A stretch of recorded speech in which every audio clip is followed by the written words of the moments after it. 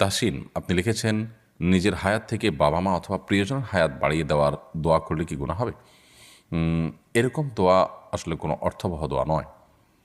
কারণ আসলে আপনার হায়াত থেকে বাড়িয়ে আরেকজনকে দিবেন, বা কেউ কারোর হায়াত থেকে কমানো হবে, আরেক জায়গায় প্লাস করা হবে, মাইনাস করা হবে, এরকম কোনো অপশন নেই আসলে, আমাদের হাতে অন্তত নেই। আল্লাহ সুবহানাহু ওয়া তাআলা প্রত্যেকের জন্য যা বরাদ্দ রেখেছেন তিনি তাই ভোগ করবেন, কারণ সুন্নাহ সেটাই বলে। অতএব এরকম দোয়া করা অমূলক দোয়া, এ দোয়া অর্থবহ কোনো দোয়া নয়।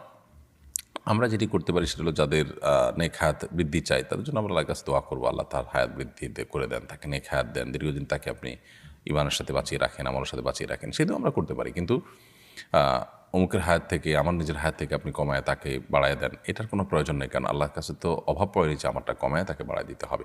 রবির ইসলাম, আপনি লিখেছেন, আমি 5 ওয়াক্ত নামাজ পড়ি, মাঝে মাঝে তাহাজ্জুদের নামাজও পড়ি, প্রতিদিন কোরআন তেলাওয়াত করি, কিন্তু আমি একটা গোপন পাপ থেকে ফিরে আসতে